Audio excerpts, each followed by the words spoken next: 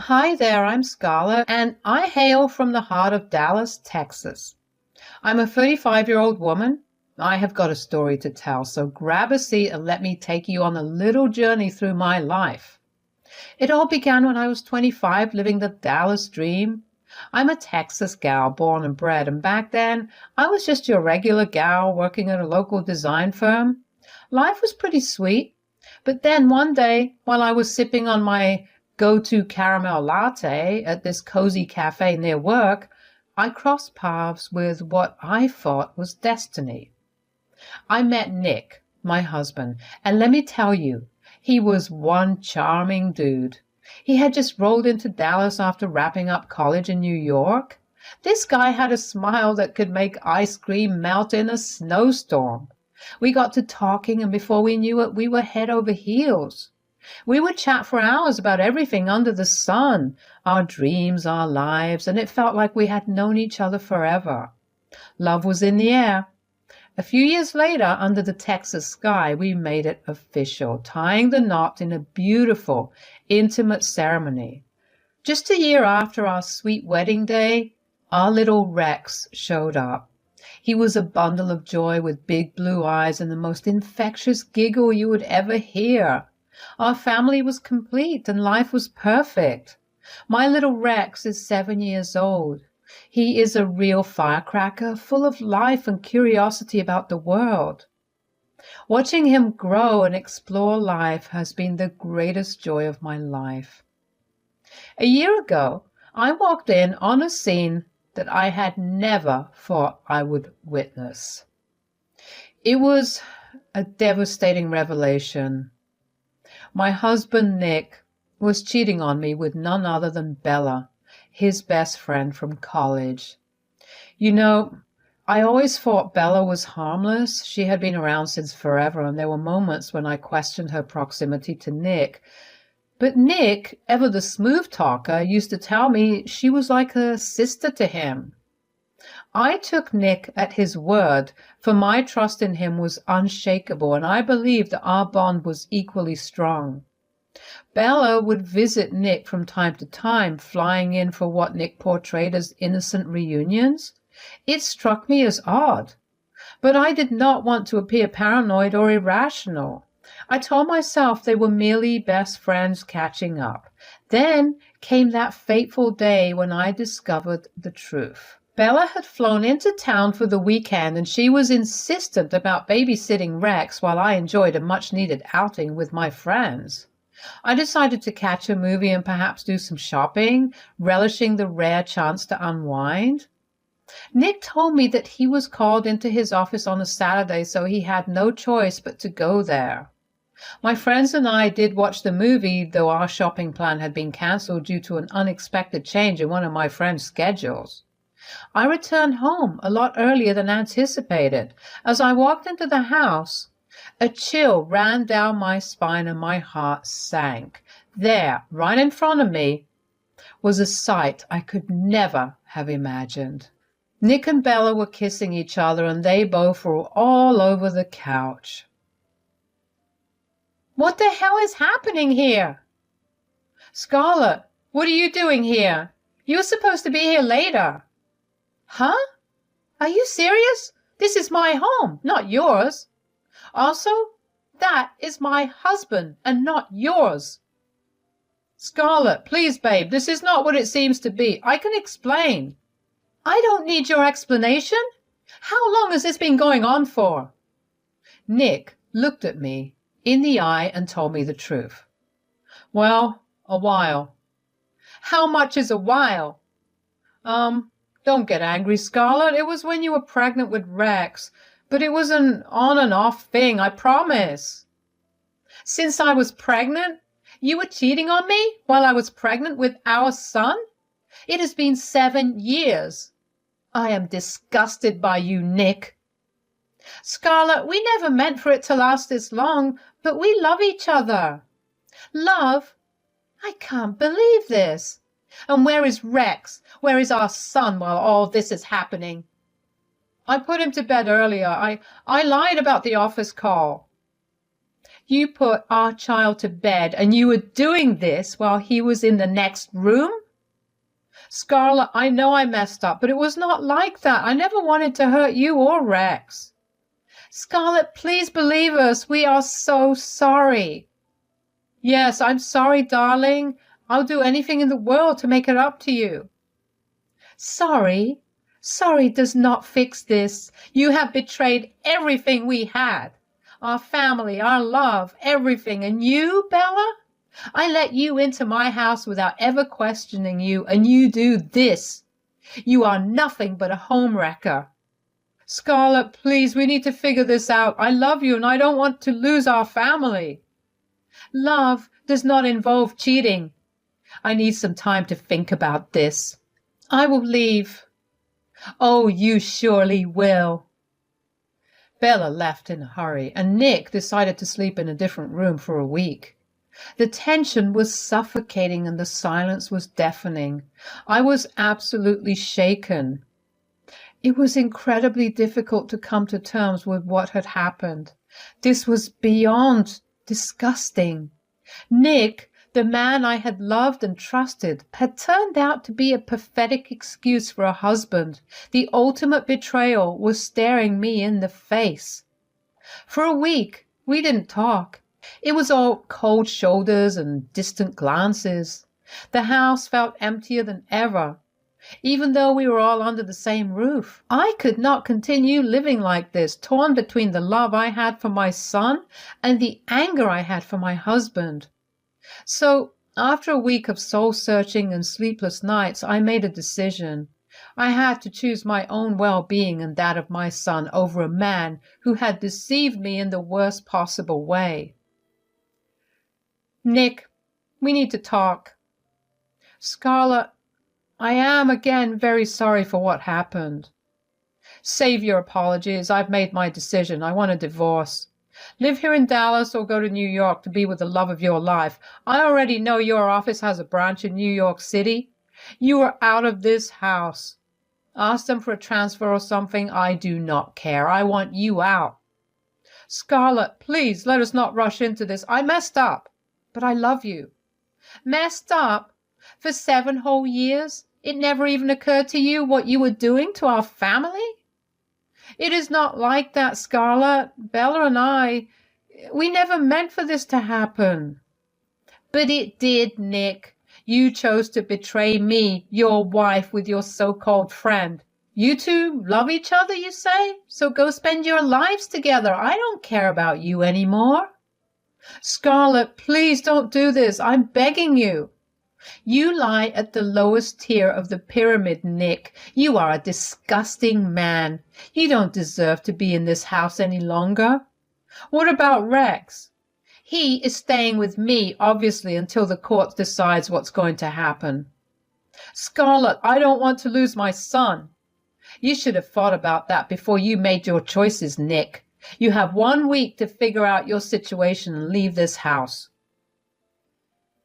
Within a week, Nick decided to leave our city and live with Bella in New York. He transferred offices to be with her. I couldn't believe the audacity of Nick. After all that had happened, the way he moved on so quickly was baffling to me. The day Nick was leaving, he decided to have a little chat with Rex. Hey, champ, I need to talk to you. Daddy, what's up? Well, buddy, I have to go away for work. It is a special project, and I don't know how long it'll take. But why, Daddy? Sometimes grown-ups have to do things they don't want to. How long will you be gone, Daddy? I don't know, buddy. Goodbye. The first month without Nick was like a roller coaster of emotions. On one hand, it felt liberating to have the freedom to set our own routines without the cloud of his betrayal hanging over us. But on the other hand, there was a constant sadness knowing that Rex was growing up without his dad around. As a mom, I felt this immense responsibility to make sure Rex was okay during this adjustment. We created our own little world, filling it with new experiences to replace the gap that Nick had left. One of the toughest things I had to do during this time was contact a lawyer and file for divorce. It was a heart-wrenching process, but it was a necessary step to move forward. The pain was unbearable. Then, sometime later, I received a phone call from Nick. It was the very first time we had spoken since he left, and his voice sounded different, as if he had changed significantly. "Scarlett, it's been a while, hasn't it? I just wanted to let you know that Bella and I are doing really well. We are happier than ever." "Good for you, Nick." "You know, Scarlett, I've realized that you were not quite the woman I needed. You didn't understand me as Bella does." "Well, I'm glad Bella is the woman you need. So did you just call me to insult me like that?" "So here's the reason I called. I'm in Dallas and I want to pick up Rex. I miss him." 1 month has gone by and no phone calls. You did not even pick up any of Rex's calls, and now all of a sudden you miss your son? "We are not divorced yet, and Rex belongs to both of us equally. I'm taking him to New York City with me for a week. It will be good for him. I think it is essential for Rex to spend some quality time with his father. It will help him adjust to the changes." "I understand that, Nick, but we should work out a proper arrangement. We do not want to disrupt Rex's routine or create confusion." "Scarlett, I'm his father. I know what's best for him. I already bought his plane ticket. This is happening." "I will drop by later tonight. Just pack a bag for him, will you?" "Sure." After my talk with Nick, I had to shift gears and prepare Rex for his week with his dad, so I packed a bag for him. You know, the essentials, his favorite toys, clothes, and that worn-out stuffed bear he can't sleep without. I wanted Rex to feel at home wherever he was. Then came the heart-to-heart talk. I sat him down and tried to make it as light as possible. I told him he was going on an adventure in New York City with his dad, and Bella would be there too. Oh, the innocence. And then I gave him his tablet and told him I would contact him about it. He was nervous and excited at the same time. Later that night, Nick and Bella came to pick Rex up. I watched them from the window as their car pulled up. "Bella, I did not know you'd be here too." "Well, Scarlett, you should have expected that. Bella and I are together now." "Yeah, Scarlett, we are very much together." "Look, this is not the time or place. I can't believe he'll be living with you and Bella." "You better believe it." "And one more thing, Nick. When you are with Rex, please don't tell him what's really going on between you and Bella. Don't put any ideas into his head. He's just a kid and he doesn't need to be caught up in all of this." "You are always overthinking things, Scarlett." "I'm just protecting my son." As they left, I was left alone with my thoughts. Life had been happening so fast with so many changes in just a couple of months. It was hard to catch up, you know. I could not help but think about Rex staying with Nick and Bella, especially Bella. Would he be confused about why his daddy was living with another woman? It was all so overwhelming. This was the first time Rex had been away from me for an extended period, and it made me a bit anxious. I knew he would be in good hands with his father, but I couldn't help but worry about how all these changes were affecting my little boy. Thankfully, I had a solid support system.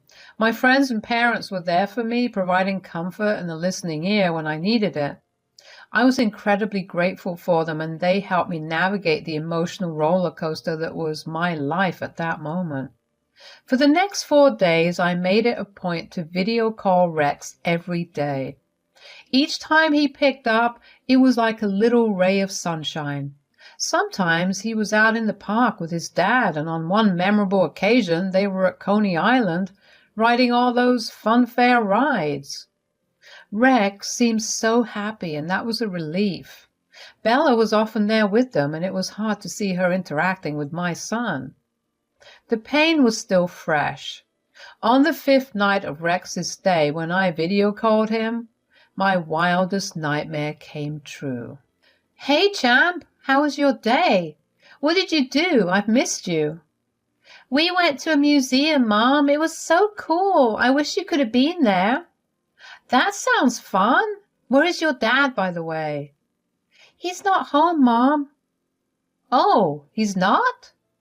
It is quite late, so you must be with Bella, right? No, Mom, I'm home all alone. Wait, what? Is there a babysitter with you? No, there's no babysitter, Mom.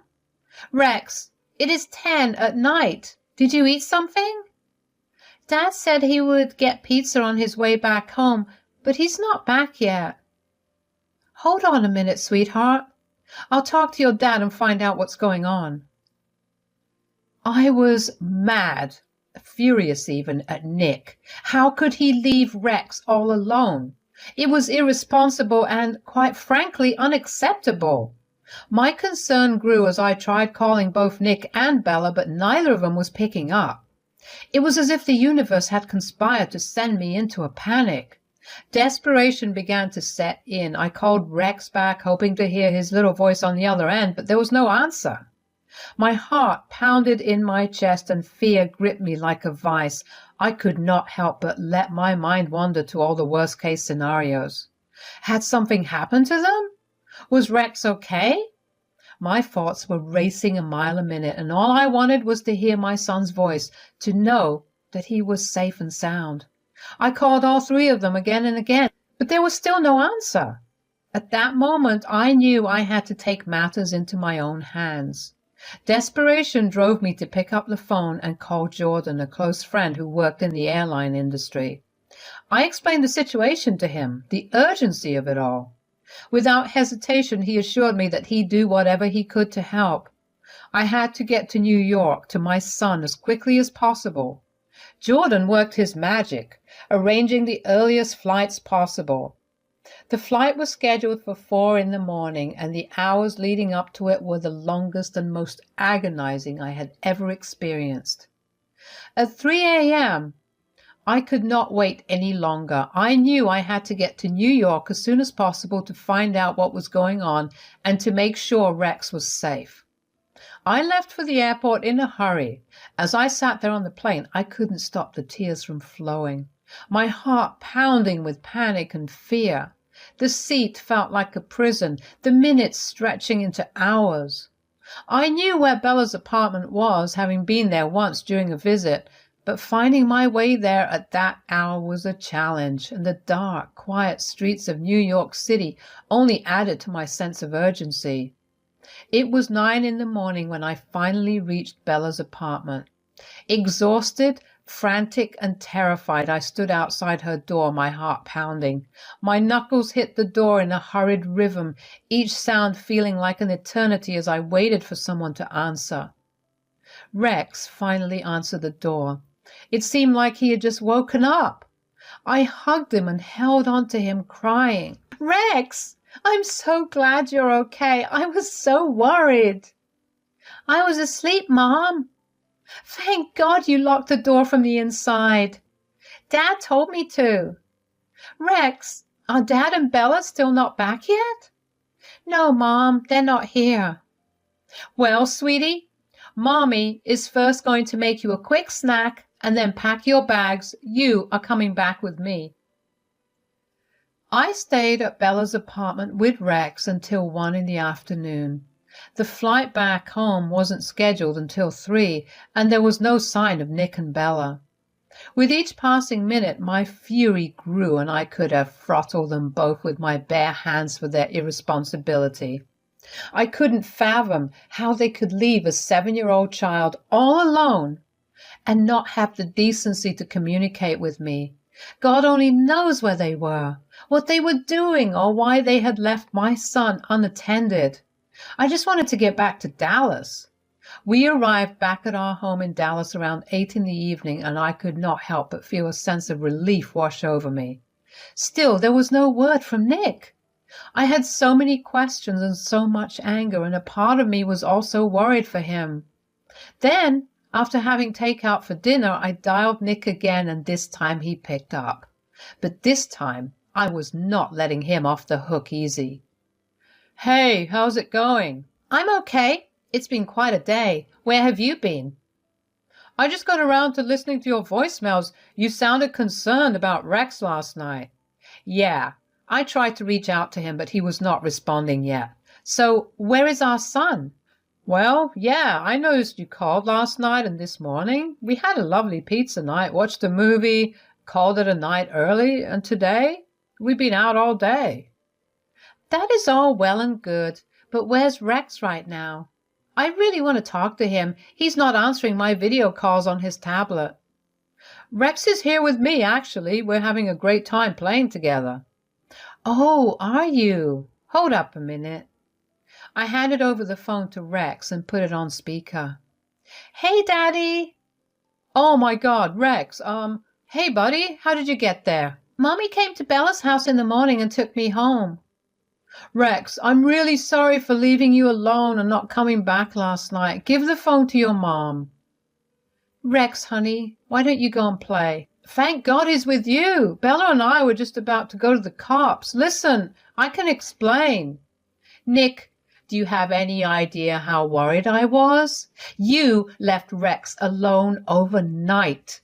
I couldn't reach either of you. You didn't even bother to call a babysitter to watch Rex. What if something bad had happened? And on top of all that, you just lied to me. Scarlett, I'm sorry. We lost track of time. We were out partying with a few friends. Partying? You left our son alone to party? It wasn't planned. We had a few drinks and it got out of hand. Then our phones died and we couldn't contact anyone. We were so hungover we woke up literally in the evening. You just vanished. Do you know how irresponsible is that? You know, this isn't the first time something like this has happened, right? I know, Scarlett, it was a terrible lapse in judgment. We should have been more responsible. And you were hungover for what, the whole day? You decide to pick up my phone now? Weren't you a little bit worried about our son? Like I said, the drinking got a bit out of hand. Nick, there is no excuse for the danger you put our son into. You left our child alone, scared and worried. You will pay for this. Oh, you're threatening me? Blaming me for having a little fun? No wonder you're all alone and sad. Enough, Nick. I will make sure I get full custody of Rex. Oh, just keep dreaming. Little did Nick know that during our conversation I had been recording every word, capturing his excuses and apologies. I knew I needed evidence, and it was clear that this situation had spiraled out of control. After that day, I immediately contacted my lawyer to discuss the best course of action. I told him about how I wanted the full custody of Rex, and I had all the evidence I needed to prove the kind of dad Nick was. The evidence I had gathered painted a grim picture of Nick's actions, and the court took the matter seriously. The judge made it clear that despite his regret, Nick's actions were a clear breach of parental responsibility. I fought fiercely for my son's well-being, and the court recognized that Rex's best interests were my top priority. In the end, I was granted full custody of Rex, while Nick was given limited visitation rights. It has been 6 months since the divorce, and I've started moving on. I'm even seeing someone new. But let's get one thing straight. Rex is my number one. Always has been and always will be. Nick, well, he's pretty mad about the whole divorce thing. But then, out of the blue today, Nick called me up sounding all desperate and regretful. He drops a news on me. Bella cheated on him. Talk about a plot twist. He wanted me to take him back. Ha ha, what a joke. Well, they say what goes around comes around. And today, it seems like life's giving Nick a little taste of his own medicine.